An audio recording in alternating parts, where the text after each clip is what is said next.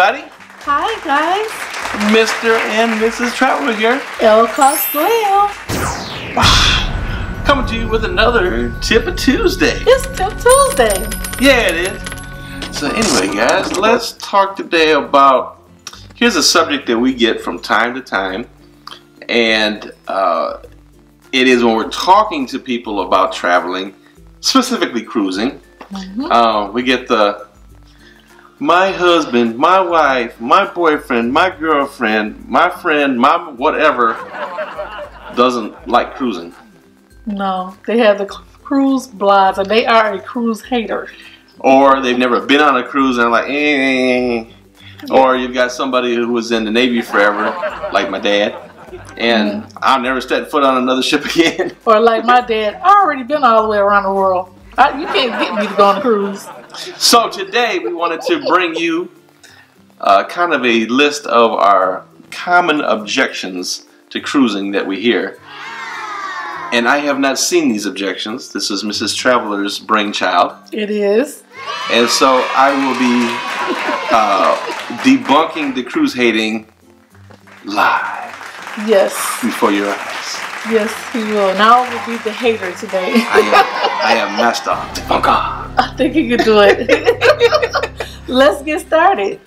Here we go, y'all. If you haven't subscribed to our channel, make sure you subscribe. Hit that notification button. Hit that button. That way you'll know we uploading. We upload every week and we have fun. We like to go live on the weekends from different places around our home, as well as when we travel. So you want to make sure you subscribe so you can keep up with the cruise news. Like, share, subscribe, tell a friend. Yes. We'd love to have you because we love to have fun. And thank you so much for our veteran subscribers. We appreciate you. Let's get started. All right, let's do this thing and action. Cruises are so boring. It is such a snooze fest.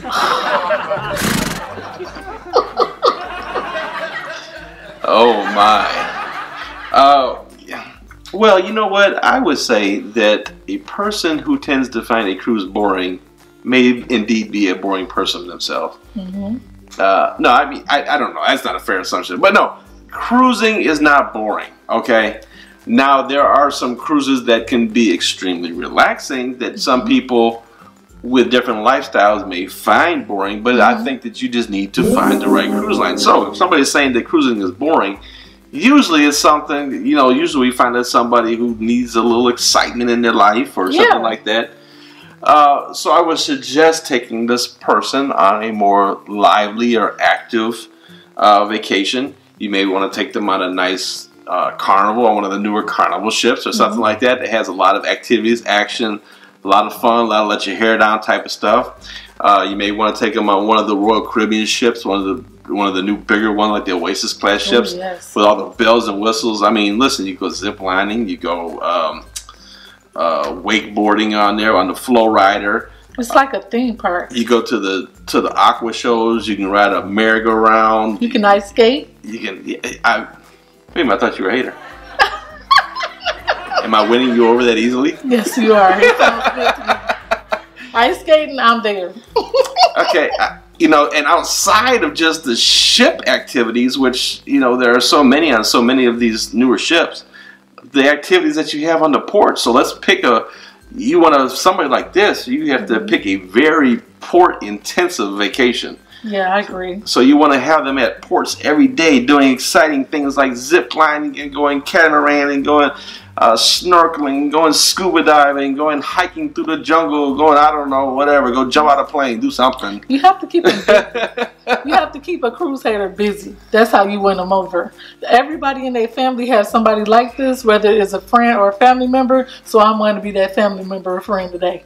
So, you know, like I wouldn't take, if somebody says that they think a cruise is boring, I would not take them like on a Holland America or anything like that, which tends to be very well laid back and a things more like mature that. crowd. So we would need a lot of activities and we need a lot of port days so that we can have fun. And I would bring more people with this kind of a person so that they have, you know, more the merrier type of thing. And I'm sure they will have a wonderful time. Next one. Yeah. Cruises are so noisy. Oh my God. They loud, they crowded. Oh, the lines are so long.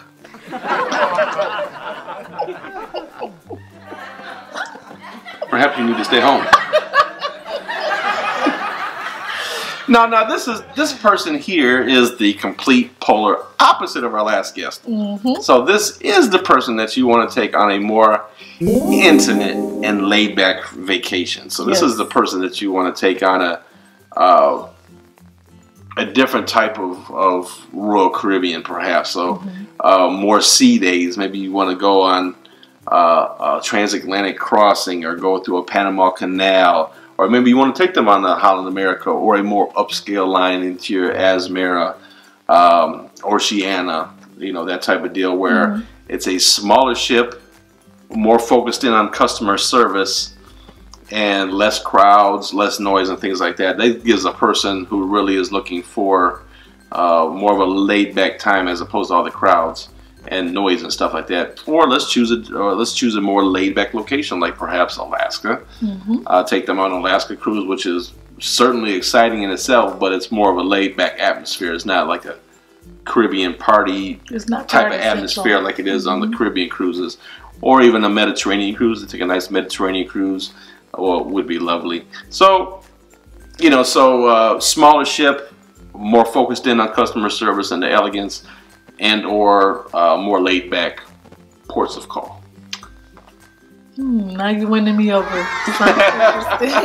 Next one.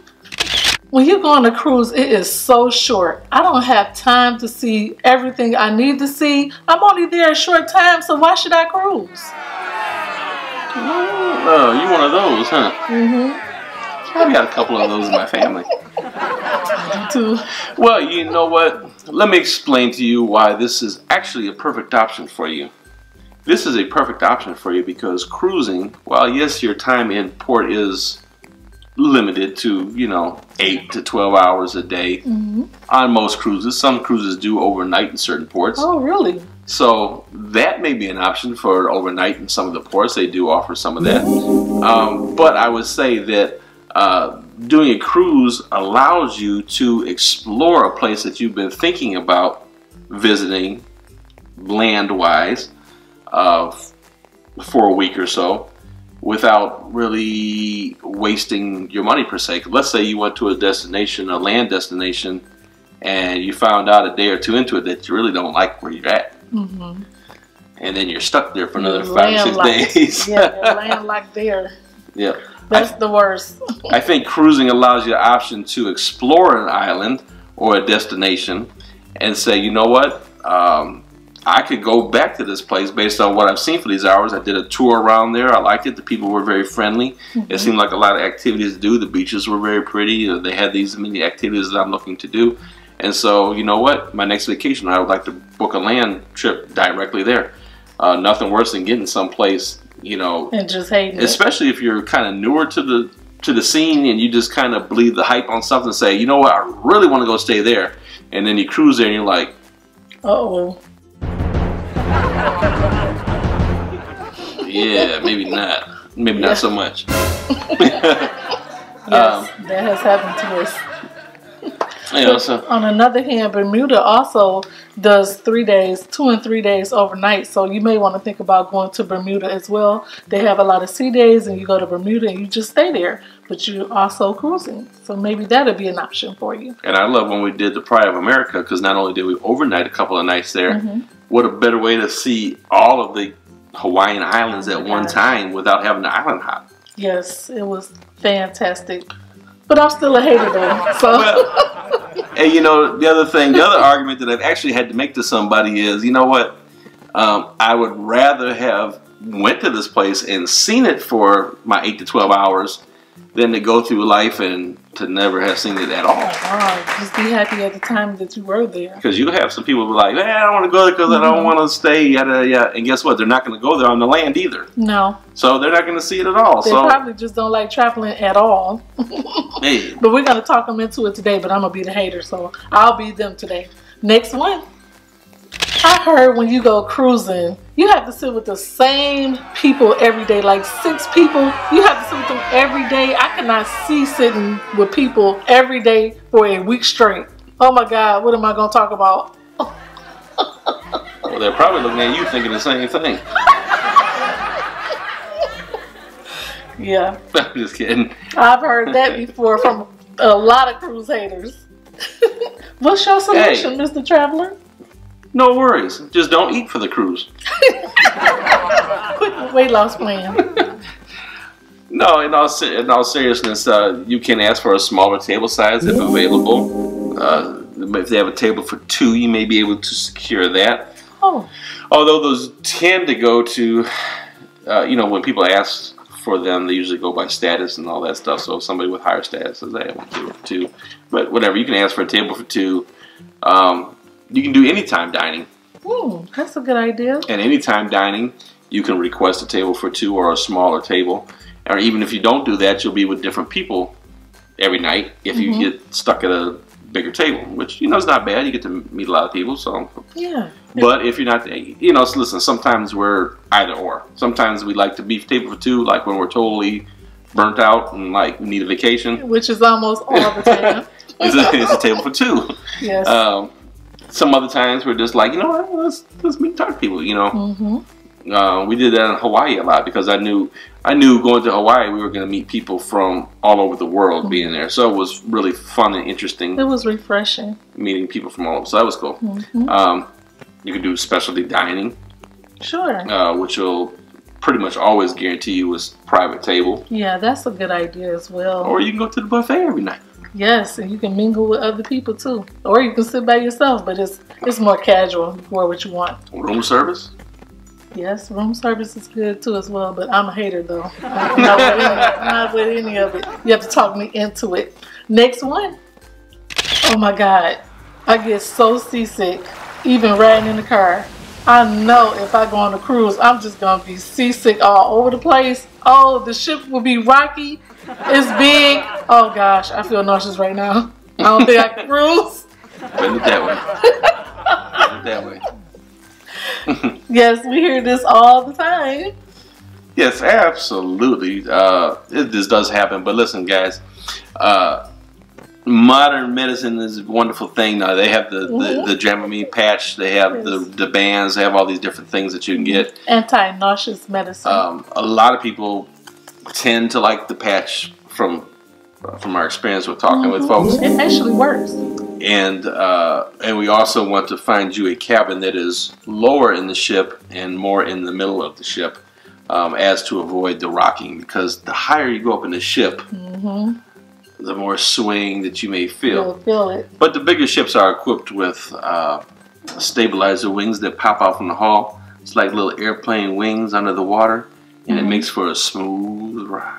No, not all the time. I mean, there are big waves every now and then, especially in like the winter months, where you can get into a little bit of tossing and turning. But the lower, more center of the ship, combined with the Dramamine patch, which you need to put on before you cruise. Now, don't wait till you get on there. Yes, put it on at least a day before. Start the day before and put it on there, and you'll be good to go.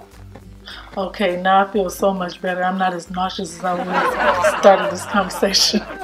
Excellent. Next one. What I heard was cruises serve the same food over and over again. Oh my God, I could just go right down the street to Red Lobster or the Olive Garden. Same difference. So why should I cruise? They serve the same food every day. Who serves the same food every day? That's what I heard. Somebody's lying to you. Somebody is telling the story. Okay, what's different about going to Red Lobster or Olive Garden besides a cruise ship? What's the difference? I've never been on a cruise before. Hey, listen, you can go to Olive Garden, Outback, Red Lobster, all in the same cruise. You know what I mean? They have a wide variety. Every night at the dining room is always a different wide variety. And I do have some of the same accoutrement as you go through day by day. So your salads and your soup, even your soups change though. Yeah, there's different soups the other day. Usually it's but there's a salad, a shrimp cocktail, and things like that you can get. But the menus change daily. You can also try specialty dining so that you can get kind of fit that. They usually have like an Italian and a steakhouse. That's a nice variety. like a teppanyaki type of thing, like Benihana type of deal on there. So there's a wide variety. These are like bar and grill type food, so you can get burgers and fries and things like that, or pizza, up to fine dining, to steaks, to lobster. I mean, that sounds good. So you can pretty much get anything you want at any time. So even barbecue places, some cruise line even have barbecue places that's open on sea days. So yummy. That sounds good, but of course I'm a hater. I never heard of it. But that's what I heard. That they serve the same food over and over again. So we'll see. Next one. I heard that it's always old people on a cruise. Like, I don't want to party with my grandma and grandpa. I want to have fun when I go on a cruise. I cannot stand to be around elderly people or mature people all the time. Will it be more young people on the ship like my age? I heard there's a lot of old people. Who's giving you this information? This is what I heard. I heard this from people who don't even cruise. That's what they told me. So other cruise haters, huh? The blind leading the blind? Yeah. I got a lot of advice from them. Well, I tell you what, it's all about the cruise line that you pick. Yes. And the destinations that you pick, and the time of year that you pick. The seasons. Yes, absolutely. So, again, back to our original one. So, some cruise lines are geared more towards a mature audience, such as Holland America tends to be a more mature audience. Even celebrity. Celebrity, Princess tend to be not as a mature audience as, say, Holland, but it is a more mature audience on there. It's more laid back. So usually your big three cruise lines will be a good fit for anybody looking for moderation in that, and that would be your Royal Caribbean, your Carnival, or your Norwegian. Those are typically, and now MSC is coming into the market as well. But those would be a nice mix for you, where it's not too many children and not too many elderly people. It'd be a nice mix for you. Yeah, and I heard they have like white parties, they have sail-away parties, and they also had clubs as well. That's what I heard. You've heard a lot of that. Yeah, I'm a hater. I'll be listening. But then, you know, I'll take advice from people who don't even cruise. So, I want to thank you guys for watching this episode. We hope you enjoyed it. After 40 cruises, we know the cruise haters. These are seriously some of the things that we get on a day-to-day basis, and seriously, like, people listen to people who have never cruised before, just yes, they do, going off of blind ignorance of the industry, just so sad. Or they'll see something on TV that scares them or something. I'm just like, hey, listen, I get it. It's fear of the unknown, but you can't let fear hold you back, guys. You got to get out there. This is a great big world. You got to explore it out there. So don't let people's, make up your mind yourself. You know what I mean? And if you have any questions, you can call us, and we'll help kind of steer you in the right direction. Sometimes land tours are actually the best option for people. Sometimes people with really severe motion sickness, the best option for them may be a land tour. Especially if their doctor says, "Hey, listen, this isn't gonna, work or whatever." So yeah, let's go for a land tour. But I just want to encourage you guys to get out there. Don't listen. Don't believe the hype. Get out there. Cruising has become such a wonderful industry. Just in the short time that we've been cruising, it has changed so much. It's evolving every day. So even so we can imagine, like, we listen to people who have been cruising since the 70s and things like that. We've got people who cruised on the original Mardi Gras on Carnival, cruising on the new Mardi Gras with Carnival, and what a huge difference from then to now has made within the cruising industry. All the the technology that they're putting into these ships, the entertainment that they're putting into the ships, trying to attract the audience to come on board the ship. So it's a really, I love cruising. I always tease people when they call us. We always tease them like, you're gonna be hooked. So just okay, I'll talk to you when you get back. Guaranteed, right? So it's really an enjoyable way. I really enjoy being out there on the water, just being away from the hustle and bustle of the city, getting out there in the quiet. We like to turn our electronics and everything off. I don't even fool with that Wi-Fi package unless we absolutely have to. It's just so nice to just unplug from everything and just relax, have a good time, whether we're on a group cruise or by ourselves. Either way, when we're on a group cruise, it's fun talking with the people and getting to know them more intimately than just over a phone or whatever. That's true. Sometimes the destination is the cruise line and the ship, and sometimes the destination is land. So you want to make sure, if you're a first-time cruiser, make sure you try to dig into the culture of the place that you're going, or enjoy the ship. If you're a first-time cruiser and you're just a little too shy to try the ports, but try something. Don't stay home. Make sure you try it and don't let people hold you back. So that was the whole point of this video. We hope you learned something today, and thank you so much for watching. And sometimes when you're unsure about if cruising is right for you, it's always best to maybe try a short cruise to get started. Sure, like a weekend. See how you do. Like a Thursday to Sunday, or Monday or Friday to Monday, or they have the Monday to Friday ones. Just a shorter cruise, just kind of get a feel if it's a good fit for you, which I think for most of you out there will be. Me too. All right, everybody. Life's short. Have fun. See the world. See the world. All right, everybody. Thank you so much for watching. Bye. Thank you so much for watching.